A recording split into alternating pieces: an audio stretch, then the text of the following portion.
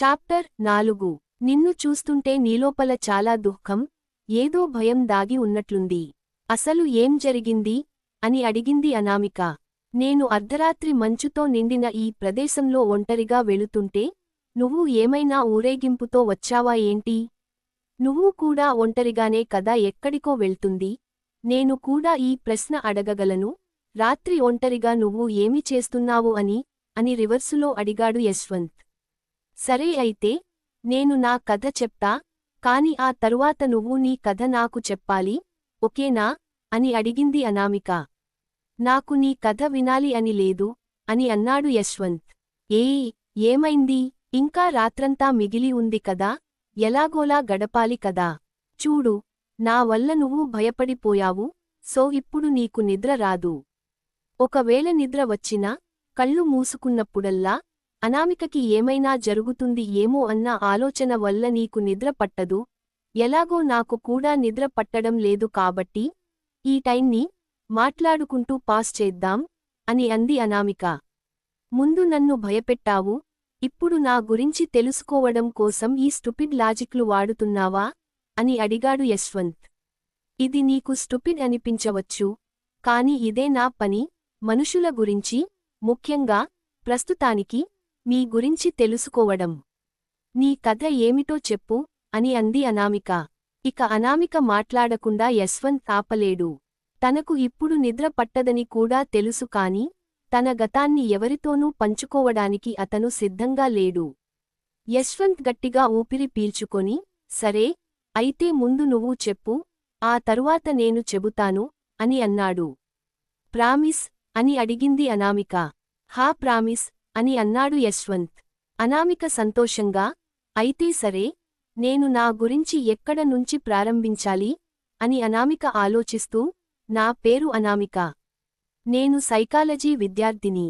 మా నాన్న, చెల్లితో ఉంటాను. మేమిద్దరం అంటే మా నాన్నకు పంచప్రాణాలు. మా కోరిక ఏదైనా సరే మాకు నో అసలు చెప్పరు, అని అంది. మరి మీ అమ్మ? అని అడిగాడు యశ్వంత్. అదేంటి అంటే, నేను మా చెల్లి అనాథలం. మా తల్లిదండ్రుల గురించి మాకు ఏమీ తెలియదు. నేను ఇప్పుడు నాన్న అని పిలుస్తున్న ఆయన నా తండ్రి కాదు.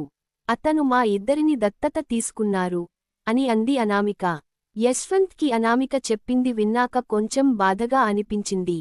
సారీ, అని నెమ్మదిగా అన్నాడు. పర్వాలేదు, నీకు తెలియదు కదా, అయినా మేం అదంతా ఆలోచించలేదు. ఎందుకంటే మా నాన్న మా ఇద్దరి కోసం ప్రపంచం మొత్తంతో పోరాడారు, కాబట్టి నేను మా నాన్నను మాత్రమే పట్టించుకుంటాను, అని అంది అనామిక. మీ అమ్మాయిలకి నాన్నతో ఎందుకు అంత అనుబంధం? అని అడిగాడు యశ్వంత్. ఎందుకంటే, ఏ అమ్మాయి జీవితంలోనైనా, తన కోసం ప్రపంచం మొత్తంతో పోరాడే మొదటి మనిషి, మరియు ఒక అమ్మాయి గుడ్డిగా నమ్మే మొదటి వ్యక్తి నాన్ననే కాబట్టి, అని అంది అనామిక. యశ్వంత్ చిన్నగా నవ్వుతూ, సరే, మీ నాన్న అంత మంచివారైతే, నువ్వు అంటే ఎంత ఇష్టం ఉంటే, నిన్ను వెతుక్కుంటూ ఎందుకు రాలేదు? అని అడిగాడు. ఎందుకంటే, నేను ఇంట్లో లేనని కూడా వాళ్లకి తెలియదు, నేనేదో పని మీద బయటకి వచ్చాను అని అనుకుంటున్నారు, అని అంది అనామిక. అని అనుకుంటున్నారా? అంటే ఏమిటి? నువ్వు పని కోసం ఇక్కడికి రాలేదా? అని అడిగాడు యశ్వంత్. లేదు, నేను పెళ్లి చేసుకోవడానికి వచ్చాను, అని అంది అనామిక. యశ్వంత్ ఆశ్చర్యంతో కళ్ళు పెద్దవి చేసుకొని, ఏంటి? పెళ్ళా? అది కూడా ఇక్కడా? అని అడిగాడు. అనామిక తల ఊపుతూ, అవును పెళ్ళే, అది కూడా ఇక్కడే, అని అంది. కాని ఎందుకు? ఎవరితో? అంటే నీకు మీ నాన్న అంటే ఇష్టం, మీ నాన్నకి కూడా నువ్వు అంటే ఇష్టం, అలాంటప్పుడు ఆయన లేకుండా నువ్వు ఎలా పెళ్లి చేసుకుంటున్నావు?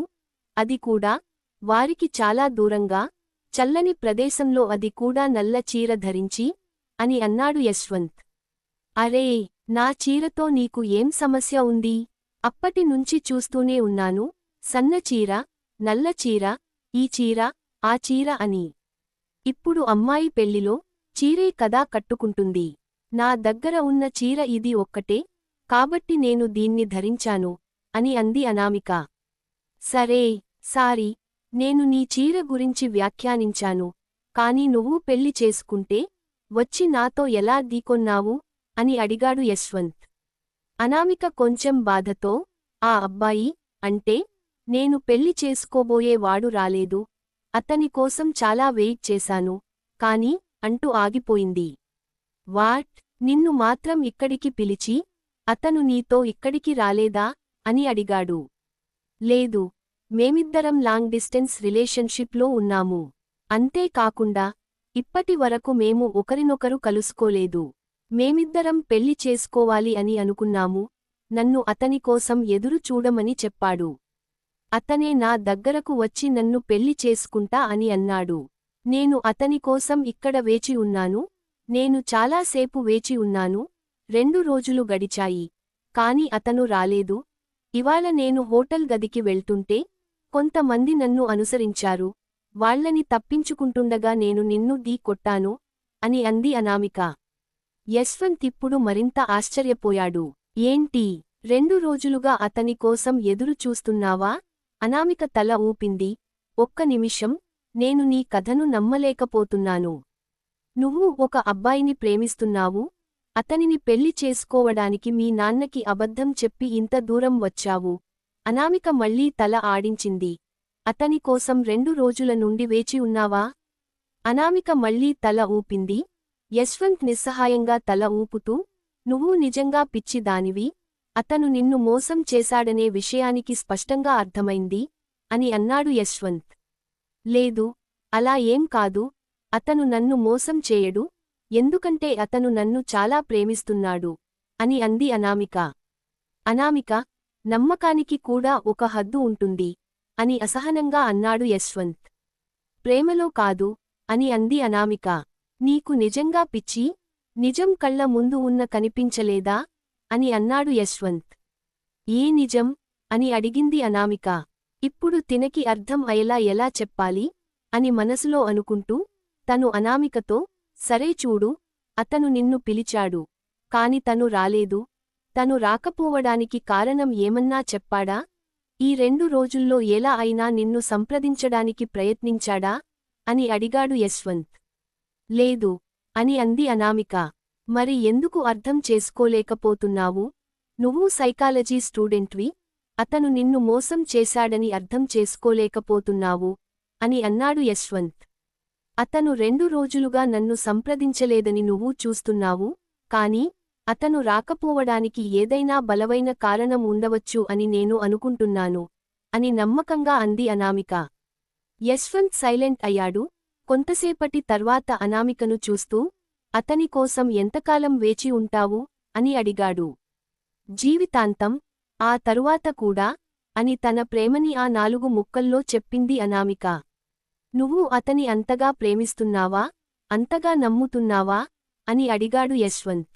అనామిక చిన్నగా నవ్వి యశ్వంత్ వైపు చూసి, నాకంటే ఎక్కువ అతన్ని ప్రేమిస్తున్నాను, నమ్ముతున్నాను కూడా అని సమాధానం చెప్పింది అనామిక. నీకు నిజంగా పిచ్చి అని అన్నాడు యశ్వంత్. ప్రేమ అనేది పిచ్చివాళ్లకు మాత్రమే, లేదా మరో మాటలో చెప్పాలంటే ప్రేమలో పడిన తర్వాత మనుషులు పిచ్చివాళ్లు అయిపోతారు అని అంది అనామిక. నా మాట విని మీ నాన్న దగ్గరికి వెళ్ళు, వాడు రాడు అని అన్నాడు యశ్వంత్. హే, నీకు ఎలా తెలుసు అని నొచ్చుకున్నట్టు అడిగింది అనామిక. ఇలాంటి మోసగాళ్ల గురించి నాకు బాగా తెలుసు. అలాంటి అబ్బాయిలు ముందుగా అమ్మాయితో స్నేహం చేసి ప్రేమ పేరుతో మోసం చేసి పెళ్లి విషయానికి వస్తే మోసం చేసి అమ్మాయిని ఒంటరిగా వదిలేస్తారు అని అన్నాడు యశ్వంత్. నీకు అతని గురించి ఏమీ తెలియదు. సరే, నువ్వు కూడా ఒక అబ్బాయివే కదా, నువ్వు ఎవరినైనా మోసం చేశావా అని అడిగింది అనామిక. అనామిక అడిగిన ఈ మాటకి యశ్వంత్ భయపడ్డాడు. అతని మనసులో గతం తిరుగుతోంది. ఎవరినైనా మోసం చేశావా అని అనామిక అడిగిన మాటలు అతని మనసులో పదే పదే తిరుగుతున్నాయి. అనామిక అతని కళ్ల ముందు చిటికేస్తూ, నేను నిన్ను ఒక విషయం అడిగాను, నువ్వు ఎవరినైనా మోసం చేశావా? ఆ మోసం చేసిన అమ్మాయిని కలవడానికి వెళ్తున్నావా అని అడిగింది అనామిక. అవును, నేను ద్రోహం చేశాను, నా ప్రేమకు నా మీద నమ్మకం లేదు అని అన్నాడు యశ్వంత్. ఎవరు తను అని అడిగింది అనామిక. యష్నా. మరి ఎవ్వరూ ఈ యష్నా? తెలుసుకుందాం నెక్స్ట్ అప్డేట్లో.